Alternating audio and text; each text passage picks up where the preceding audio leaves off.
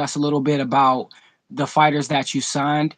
Um, can you actually tell us who you have signed under Harv Bangers Boxing Club right now, currently, Uh, and who who you feel is up next? Who's really super special? I ain't trying to have you single nobody out or play favorites and shit, but no, you know what? So right now I got George Perez, he's 7-1, and then I have Will Holcomb, he's 4-1. mhm. If to be honest, if I said I had my eye on somebody, it would be Asiel Flores. He's a 122 to 126 featherweight. Mhm. He's the first fighter at my last show, and I genuinely just like the kid. You know what I'm saying? He's Very nice. down to earth, very humble, and he fights. So it's like Mhm. those are the type of guys I'm looking for. People that don't have the opportunities. So Hardcore Bangers was made to give these people the opportunity. So those are the type of people that we're looking for. Asiel Flores specifically, I put him on my show because he was supposed to have a debut before on my other show, and his opponent pulled out the last minute. And then Ah, before that, yeah, and before that, he went on another promoter's card and had the same exact thing happen, like more than once. So when I saw that, and then it happened on my show, I'm the mhm, type of dude where I got to do right by him. You know what I'm saying? So mhm. I took that as an opportunity to prove to him and to everybody else that, man, we can get you that fight if you really need it. And he really wanted it and needed it, so we did whatever we had to do to get it for Mhm.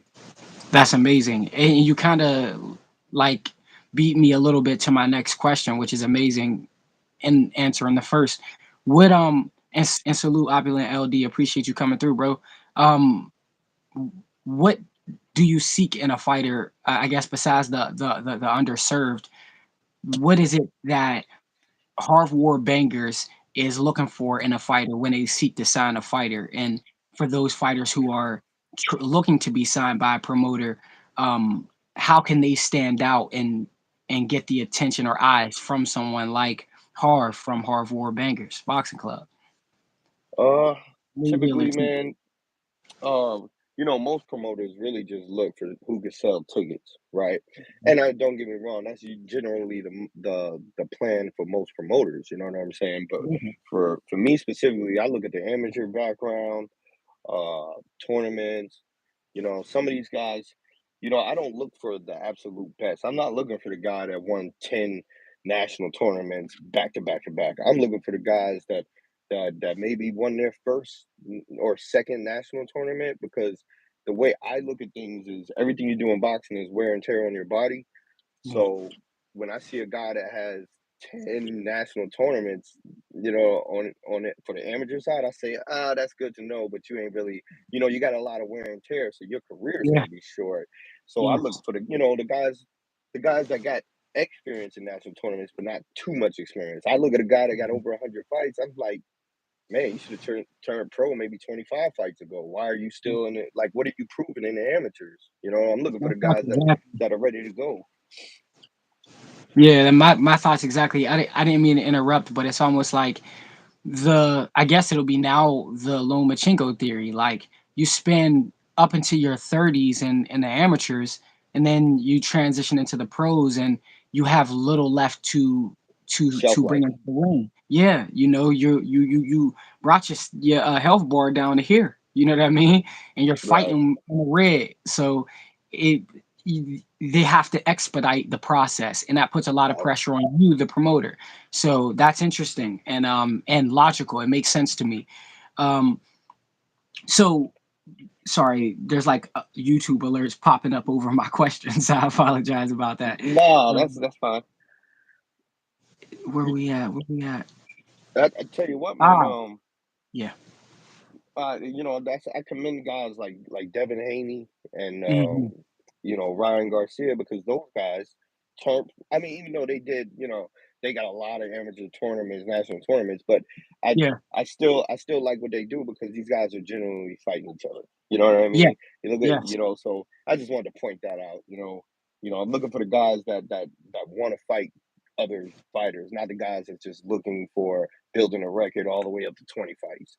It's Yeah. nice to build to about 8 or 10, but going up to 20, you're still building, and I just like I don't know how I feel about that.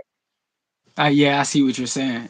Whoa, that inspired another good question. So, uh, for those who don't know, we're not promoters. What is it to properly move a fighter, and is there ducking in the process? Is like what is it to build a fighter versus maneuvering a fighter? What is the difference in that? So I think the difference in maneuvering and building. So in your first 10 or first 5 fights is generally building. And what most people perceive as building is someone just going in there, knocking them out and go home. No, that's not building. Building Mhm, is having a competitive fight that you have room to learn in, and then maneuvering is almost the same as ducking, in my opinion. But let's say, for an example, everybody's first fight. You're probably going there with someone who's 0-2 to about 0-5. I mean, zero wins and 2 losses, or 0 wins and 5 losses. Um, that that is building. But mhm, you're not looking for the guy that has 5 losses and lost in all 5 KOs. You see what I'm saying? But I mean, mhm. sometimes it's all you got to go off of what's available. But Right.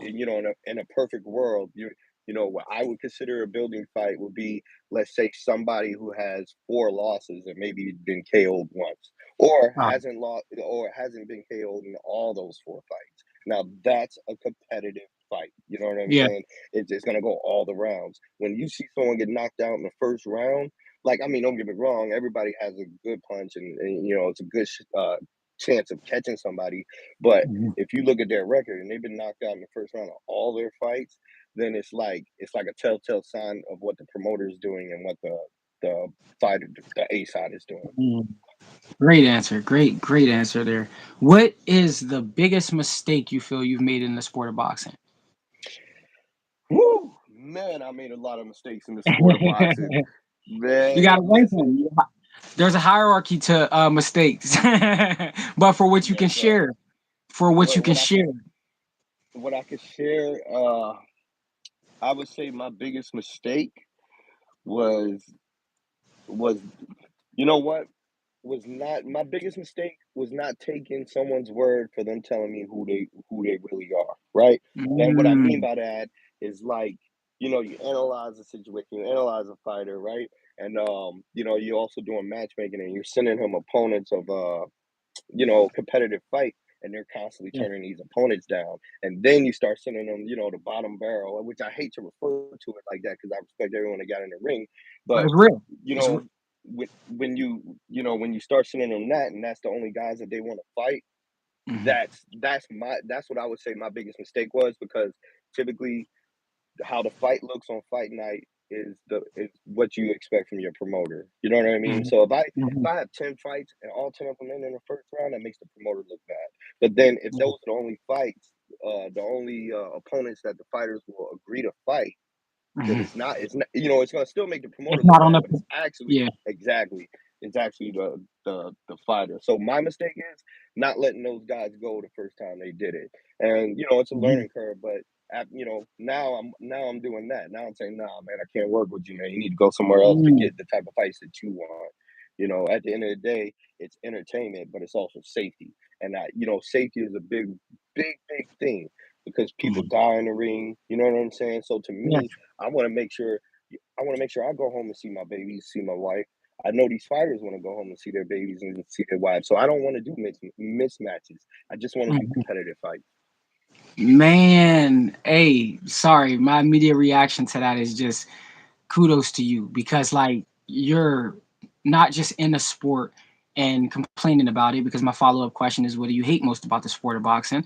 Um, but you're not just in the sport and participating and reaping the rewards of what's good about boxing and participating in what's bad, but you're actually cleaning it up as well. You're I'm being a trying. factor, but you're directly having an effect in a positive effect in what is a very shadowy or negative, dark part about the sport. I'm trying not to say a black eye on the sport, other Right, words. right, right. But what's No, so no, I bad about the sport, you're actively addressing it, and you're like, I won't be a participant in that, and I won't have anything to do with that. So right. I thank you for that as someone who is in the sport of combat sports in general. But what do you love most about the? Actually, what do you? Yeah, what do you love most about sport of boxing? Man, I love the people. Man, I love the people in boxing, man. Being a promoter and having these people come in from out of town, it's like, man, like when you came in, man, we didn't know each other, but the sport of Yeah, boxing brought us together. And while yeah, we were in there talking, we got to know each other genuinely. You know what I'm saying? mhm, So mhm, that's what I love about the sport because every fighter, every promoter, every manager, we all got something in common. I used to compete, so I can understand what you're going through, cutting mhm. weight and all that. I haven't had a guy yet come from out of town that we ain't become friends. Like Yeah, everybody that I meet yeah, that's coming from out of town to fight at my show, man, we all stay in contact. They all want to come back. You know, mhm, it becomes like a family away from family, if you will. yeah. I could agree with that 1,000%, but I would say, um, again, not to shoot that back at you, but I haven't met a lot of people in the sport of boxing that can empathize from every angle. You know what I mean? I think you can empathize with or identify with every role in the sport of boxing. As we've seen in the previous uh, part of the interview, you've basically lived every role in the sport of boxing. So Yeah, there's not someone in the sport of boxing that you can't relate to. So that has a lot to do with you. Like there's a lot to do right. with you, man. And you and we built that connection because you're so open and you can meet someone where they're at, just like you said, you know what a fighter's going through weight cut wise, so you even know how to handle that fighter or handle that person. So again, kudos to you on that. But what do you hate most about the sport of boxing? Good question, man. And I'm sure everybody got a list of stuff they hates, but I when it comes to stuff that I hate in boxing, it's really just one thing, right? And it's the Mhm, egos that people get from being in these positions.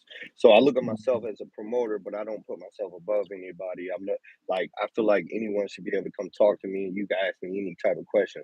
But mhm, most promoters or most managers, they don't they don't perceive me. I'm doing an interview. Sorry, my wife just got in the car. But mhm, most promoters and managers, or even some coaches, once they get to a certain level, there's this stigma where I'm number one. You know what I mean? And I'm better than this guy or that guy, and all these guys. You don't deal with them. You should come and deal with me. I've never been yeah, like that, and that's what I hate about the sport because when you're dealing with people like that, man, it really tears down the sport, the camaraderie. It tears down the motivation, the morale, yeah, and combat sports. That's the most important part of it. So that's what I yeah, hate. Just people's egos. Like these people don't deserve egos. If you're really in mhm, the sport for boxing, you don't have an ego. What you have is a competitive spirit. You have a passion for yes. the sport. So that has nothing to do with ego. It's all about the passion for the sport. And that's all I hate about it. I rocked with you with that. It's like if boxing is a fraternity and it's a community based thing, it's a family, it's a small world unto itself. Then when you have these egos that protrude and like red flags out of the rest of the fraternity or this community, then it needs to be addressed. The sad issue is, I mean, the sad part about that is those egos come with positions of power are that appear to be immovable. You know, Right. it feels like we can't fight against those people who have such massive egos. But again, I think you're already doing it at a ground level, and Mhm. soon to expand to a national level. Um, what what are some of your best experiences in the sport of boxing, if you can name one? I know you've lived a life in boxing, but what's one of your best experiences you've had in the sport of boxing? Man, the best experience that I had in the sport of boxing was promoting my show and hearing, like during the show, hearing the crowd scream and cheer. That's what I live for. You know what I'm saying? It's Yeah, the same thing when you're a fighter and you're in the ring, you land a good shot, and you hear the crowd go, and you know what I mm, mean. So yeah, that's it, man. That's all I do it for. That's it right there. Yeah. And then also creating these opportunities for these fighters. The smile on a fighter's face after their first fight, man, it's almost like seeing a newborn child born. You know what I'm saying? It Mhm. does something to you. It's special, and it's just those two things is what I hold true to me, man. It's the reason why I do it. And like I said, passion drives me, and it drives the fighters also. In many ways, it's you know the answers that I'm giving you to these questions. I think most fighters will give the same answer. Yeah. But I think those are fighters or people connected to that love the sport. You feel me? Because I think Right. people who love the sport answer in ways that you answer. There's a true genuine passion for this. So yeah, it's inspiring to see and to watch. And shout out my uncle. He's in the hospital. He's the last one in the chat. Desmond Lee. Get well soon. Next uh question. Yes. If you can change anything about the sport of boxing, what would you change? Ooh. What would I change? I would change. There's a lot I would change, but I think the most important change would be I would have all the state commissions following the same rules. So Mm, like, in America, right? We all have USA boxing, that's the amateur portion. Well, why is it when you go to pros, it's all dependent on the state commissions with their own separate types of rules. Like I yeah. look at it like we're American fighters, then it's America's the nation and we should all have our own, it should all be standardized across the Mm-hmm. whole country, but it's not.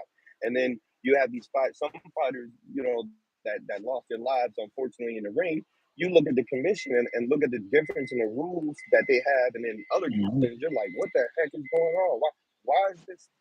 We had this boxing going on so long in this country, and you mean to tell me we still haven't had anyone revise it and say, hey, this isn't working. Let's standardize it all the way across the country.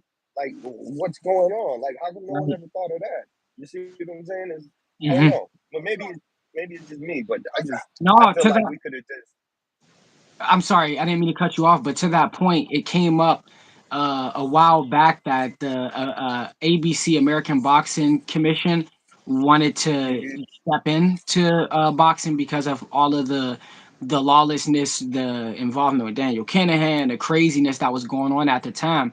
So I think you're spot on to want some sense of uniform law or culture around this sport because we have nothing uniform. It's the wild wild west in boxing. So I see what you mean yeah. because even when I came there as a fighter, that athletic commission had me doing shit I never did from no other state athletic commission. Man, they cool. They cool. I'm just like that was some IBF shit. Like where you have your weigh in, but then you got to weigh in before the fight again after you rehydrate. I'm like, oh, this is different. And then another pre-fight it was just different, man. It was different. I was like, okay, this they different, but Yeah, it leads to your point of there's no sense of uniform at all, procedure. man. Listen to Procedures this. always change. Go ahead. Check. I'm sorry, I didn't mean to close, but check No, this no, out. no. You know how when, let's say, a fighter goes to a state athletic commissions and then they get suspended. You know how the suspensions work and stuff. Yeah. How? Yeah. All right. So some people get suspended indefinitely, and then they have to call that specific commission, and that commission has to tell them what they have to do to take the suspension off. To me, I'm like, man, that kind of sounds like, I don't know why. Like, why wouldn't it be federally regulated? Like, Mhm. what what who's to say what commission decisions that they're making are the correct decisions? I feel like Right. if if you got a medical suspension, why is the commission saying how long that medical suspension is going to be? Why isn't it up to an actual medical professional that says, Thank hey, you. you know what I mean? It's a Yeah. commission. It's a commissioner who's never probably even work in the medical field saying, "Oh, well, your arm is hurt. We're going to give you a 60-day suspension." I think that's crazy. That's insane to Yeah. me. That it's not up to a medical professional. And then they have these other suspensions where they request um, a skill eval, right? And I'm like, Hmm. okay, and it's good. Don't get me wrong, that skill eval ain't bad, but at the same time, like, how do you regulate that? You want me to send you a video? How Yeah. about some pictures of me in the bag? Does that dictate what my skill is? Like, you know what I mean? Right. Like, how could you Right. do it from a picture? It's just, I don't know. Yeah, On top of the fact that New York State Athletic Commission is not going to have the same standardized requirements as LA or right, Vegas or Chicago or PA, and then if we do get a sense of uniformity, if that's a word, like think of, think about what you just said. They'd have to come to an agreement on what it how we're going to address medical suspensions, how we're going to address indefinite suspensions or reporting to get a suspension removed, because some states don't right, do indefinite suspension, some states do, some commissions standardize a certain day count for suspensions, and others give you a range for suspensions, 30 to 45 or just 30 or 90 to whatever or just 90. So that's a powerful thing to change. You hear a lot of people want to change a few things, but to have some uniform standards of practice is one of the first. There are some questions that I do want to introduce that are not on my script, and one is it seemed to me that you thrive on delivering excitement to people, to to investing into the moment, investing into an event that people can enjoy overall. What does hyper focus and high performance mean to you as a promoter and as a businessman and as someone who's involved in the sport of boxing? uh, well, the fans come to see a fight, you know, so you got to make sure that you please the fans, but you also got to make sure you don't put someone too far over their head in a fight. So when I think of hyper performance, I think of you know, competitiveness. You know what I'm saying? Mhm. Because that's where you're gonna get the best performance out of anyone is when it's competitive. So, that's my watchword, competitiveness. And then as far as I think you're referring to tunnel vision, to making sure um, that as far as the event goes, and making it where people feel comfortable. It's so many different like little sections or little things that you have would have to put together to make the show where people would generally have a good time, and it's a legitimate event. And the reason I say legitimate event is because some events, man, some people will do a show and then it'll be partially boxing and partially like a Mhm. concert or partially something else. So me, I'm the type of guy that I would just say, you know what, keep it simple. These people want to see a fight. I don't mix all that other stuff in. You guys want to see a fight? Okay, well here, I'm gonna put it on a plate for you. Here, grab your silverware and go have at it. Whereas, like, I don't think everybody thinks like that. I think there's like a bigger picture that other people look at. Where me personally, I like the small picture. I like things simplified. Where fighters, fans want to see something. I want to give them exactly what they want. I don't want Mhm. to. I don't want them to spend all night there. Yo, my event's first fight should start around 7, and hopefully, there's that the event will probably last to 10:30 or 11. But that's what I aim to do. I aim to make sure that they're just coming there to.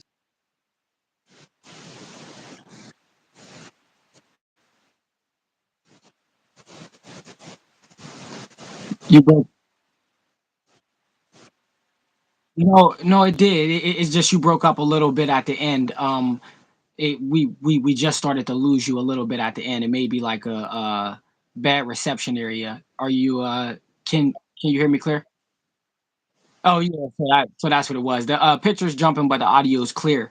Um, what's next for you? You as a promoter, and what's next for you in the sport of boxing? In general, like as a promoter, or just what big is coming up for you that you want to speak on?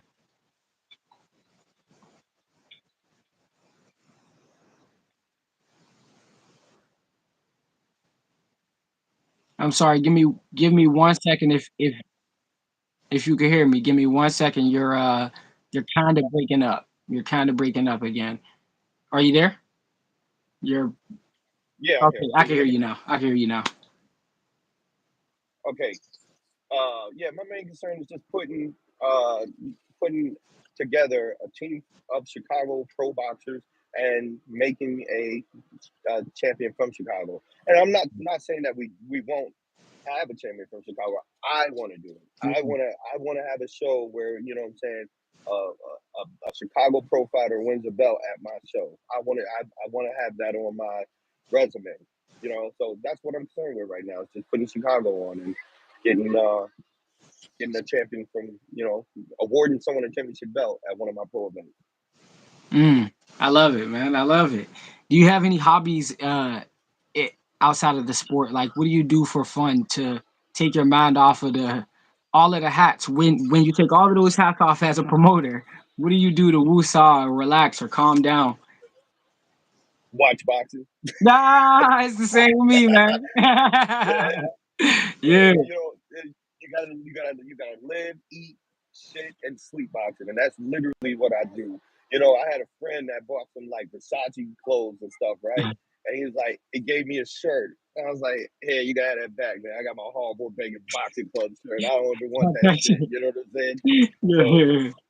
yeah, man, it's just boxing, man. Boxing. I mean, Yeah. of course, first comes the faith, Hmm. second is the family, third is Yes. boxing, but it's nothing after that. You know, that's it. You got me, man. You got me, and that's where I was leading to. So it's a two-part question here. Can you introduce us to the family here, man?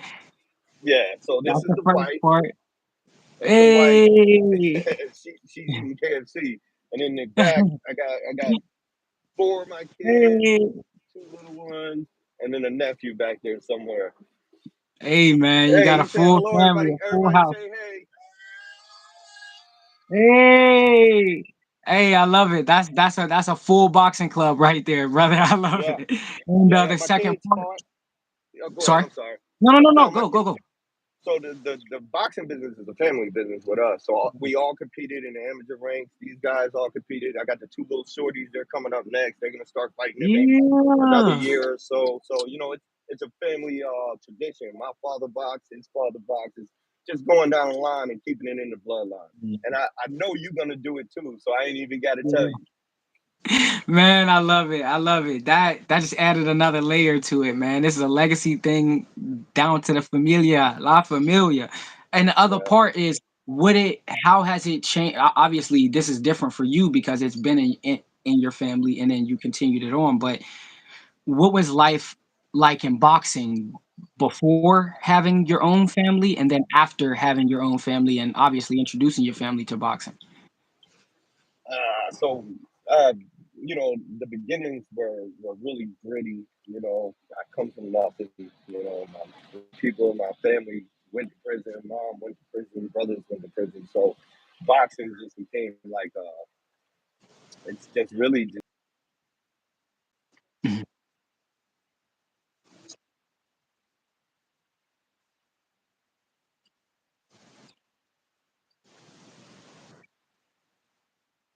mhm,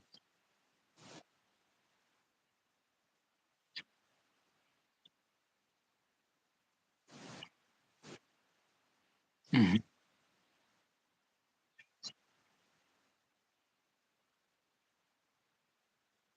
Hmm. An actual empire. I love it, man. I love it. So I'll be remit. I would be a terrible interviewer or host to not ask what is the next show? When is it? How can we attend? Is it being streamed? Can we buy tickets? Give us the details, sir. Featured acts, guests.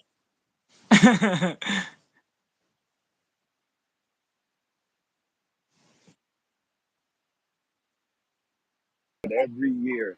So that's gonna be popping off on July 27th. This tournament is where amateurs or pros from all over the nation come over here and compete against the Chicago.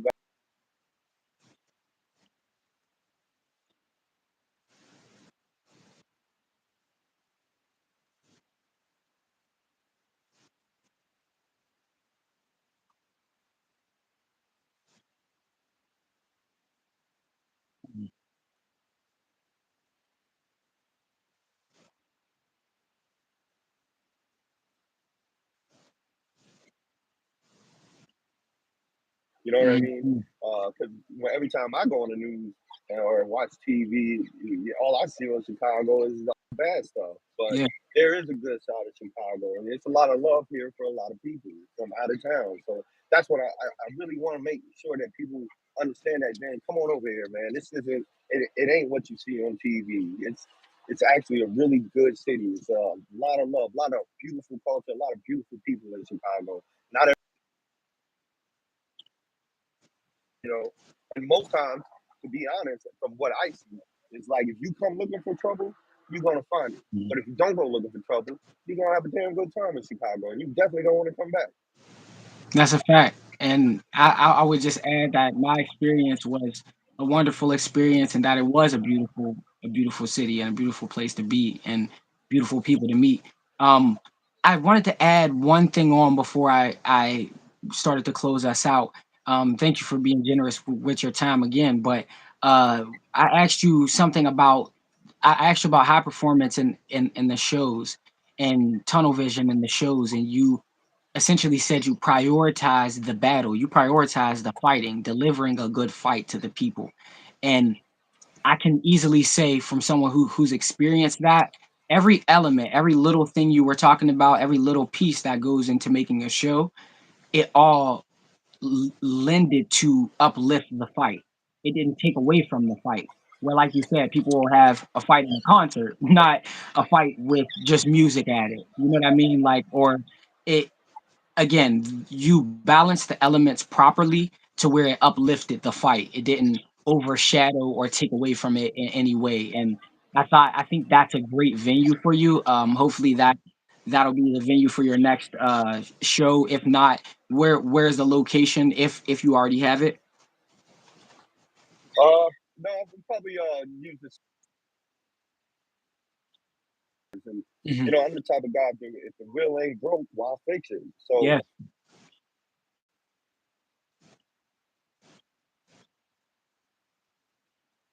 let's keep it at the same place. And go eventually go on to somewhere else. But Mhm. I I'll probably always have reserve a show there just to show my appreciation for those guys giving me a chance and giving me a shot. Hell yeah. So So July 27th or July 21st, you said? 27th. July 27th is the next card, the next show. Yes, And what is the name of the event again? I mean Chicago the center, the place where you held the event, Cicero Stadium. Cicero Stadium. It's right outside of Chicago. I do I do events in Chicago too, but it's just there's a lot of situations going on. So once Chicago's like start to warm up a little bit, man, it's like you gotta reserve your venue like the year before. You know what I mean? Mhm. So unless you got a relationship with that venue owner, so that's why it's kind of like it's kind of hard sometimes to get the venues, or sometimes I'll miss it by like a couple of weeks. So still learning. As Mhm. far as stuff to do, I don't know everything, and I preach that to everyone that I say or everyone I meet. I say, look, I don't know everything, and you don't know everything, so that's why I don't act like Mhm. I do, and that's why most people shouldn't. But Yeah, yeah, but look, I wanted to tell you, man, I want you to come back out here, not, what I'm saying, not for what, to fight, but, I like what you do. And I could use someone to like, just to document stuff behind the scenes. You good at what you do, and, man, you're easy to work with. And that's what I like, and man. That's I'm it. almost, You know I'm coming. You know yeah, I'm coming back. for sure, for sure. Man, I appreciate you. That said, I do want to wrap up. You've been gracious with your time. I appreciate you for being so transparent, your truths, your story. You'll inspire a lot of people with this. And where can the people follow you? How can they support you? Can you give your social media handles, all of them? Absolutely, absolutely. So, me keeping it simple, that the name of my club is very unique, and it's a big story behind it. But it's just I'm not ready to put that story out yet. But I kept it simple, and all my social media platforms has the same name. It's only one Harv Bangers Boxing Club. So Mhm. that's all you're gonna find when you search me. You know. Yeah. Harv War Bangers Boxing Club, people. Harv War Bangers Boxing Club. Make sure you subscribe, you follow. and support this man. He's a wonderful gentleman, a great human being, and a visionary. That said, guys, you've enjoyed part two of the HGM Hustlecast with Harv from Harv War Boxing Bangers. Any last words for the people out there? Actually, yeah, I got one last thing to say, and then I'm good, man. Look, everybody gets knocked down. Everybody hits a rough patch. The survivors are the one that get up and keep going. Hey, when it comes, when you get knocked down, take that 8 count, get up, wipe your knees off, and get back to it. Mm. Hey, wise words and gems you couldn't have just threw out any better, man. I appreciate you, man. Thank you. And Gratitude. for all those who stopped by during the live and those who will catch the replay, we thank you all for your time and watch our way through to the end because he's gonna leave you with some wonderful words. That said, till next time, guys, we love you all. Deuces. Deuces.